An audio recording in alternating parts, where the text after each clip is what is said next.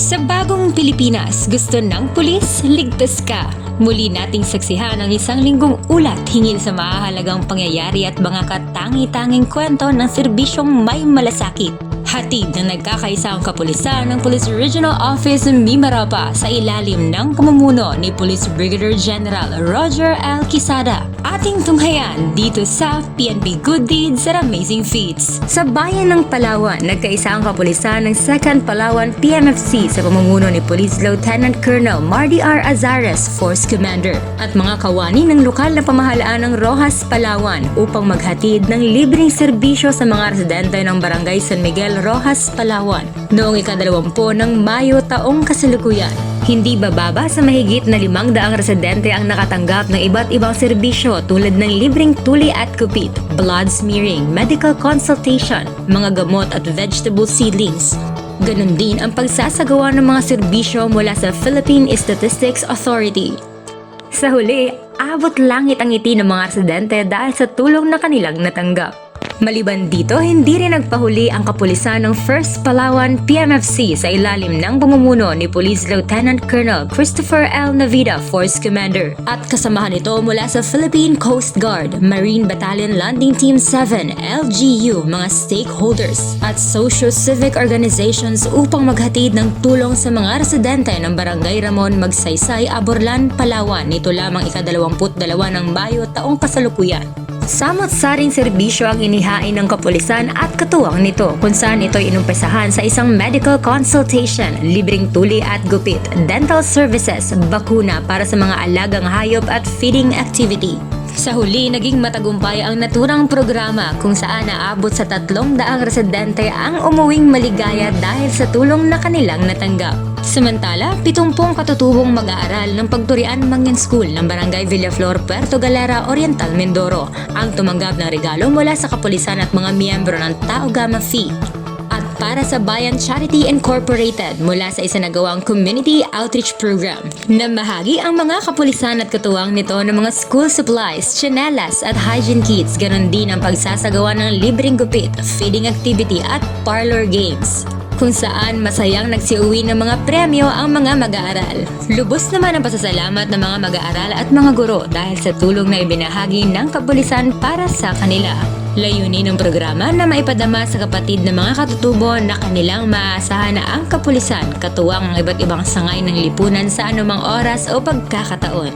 Bukod dito, mahalaga ang edukasyon sapagkat susi ito sa tagumpay ng isang tao. Sa pamamagitan ng edukasyon, natututunan ng mga kabataan ang mga bagong kaalaman at kasanayan na makakatulong sa kanilang pag-unlad at pagtatagumpay sa kanilang pangarap. Ngunit, hindi lahat ng kabataan ay nabibigyan ng pagkakataong makapag-aral dahil na rin sa hirap ng buhay, limitadong access sa learning materials at malalayong eskwelahan na hindi kayang maabot. Tulad ng ating mga katutubong mangyan sa Barangay Cabalwa, Mansalay, Oriental, Mindoro. Kaya naman sa inisyatibo ng kapulisan ng 403rd Maneuver Company ng Regional Mobile Force Battalion Mimaropa, isang Christian Learning Hub ang kanilang itinayo upang magkaroon ng alternatibong paaralan para sa naturang komunidad. Sa loob ng 2 linggo, matiyagang kinumpuni ng kapulisan ang naturang silid-aralan upang magkaroon ng maaliwalas at maginhawang pag-aral ng mga kabataan. At nito lamang ika-24 ng Mayo, formal nang binuksan sa mag-aaral ang naturang silid-aralan. Maliban sa bagong silid, kabilang din sa natanggap ng mga mag-aaral ang mga learning materials, gaya ng libro, notebooks, lapis at crayola kung saan malaya nila itong magagamit anumang oras. Ang naturang programa ay bahagi ng Pulis Ko, Teacher Ko kung saan nagsisilbing mga guro ang mga kapulisan. Sa huli, naging matagumpay ang naturang programa kung saan lubos ang pasasalamat ng mga katutubo sa munting regalo ng kapulisan para sa kanila. Samantala, nag-umapaw ang pagmamahalan sa bayan ng Puerto Princesa City, Palawan. Matapos mag-isang dibdib ang 18 magkasintahan matapos tumanggap ng sakramento ng kasal sa ikinasang mass wedding ng kapulisan ng Puerto Princesa City Police Office noong ika-24 ng Mayo taong kasalukuyan.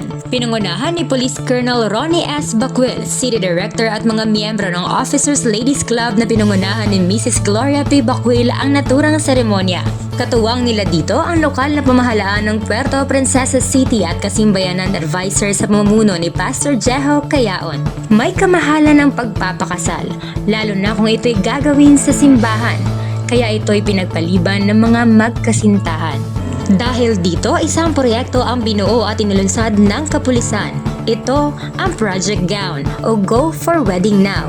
Isang proyekto ng kapulisan na nagnanais na mabigyan ng pagkakataon ang mga mag-live-in partners at magkasintahan na nagnanais na gawing legal ang kanilang pag-iisang dibdib. Sagot na ng mga kapulisan at mga katuwang nito ang mga bulaklak, venue at mga handa. Kung baga, kapartner na lang ang dadalhin at mag-I do ka na lang.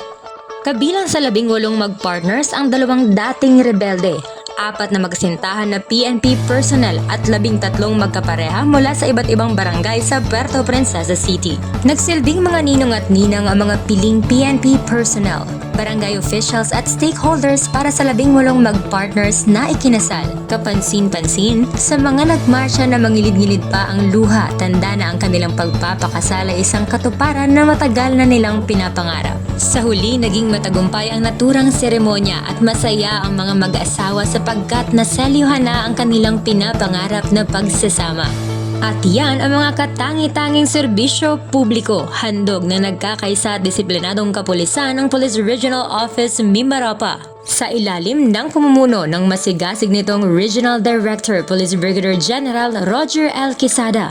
Katuwang ang miyembro ng Command Group, iba pang unit leaders at ang walang sawang suporta ng ating mga mamamayan. Ito ang Police Regional Office Mimaropa, the home of Police Eco Warriors.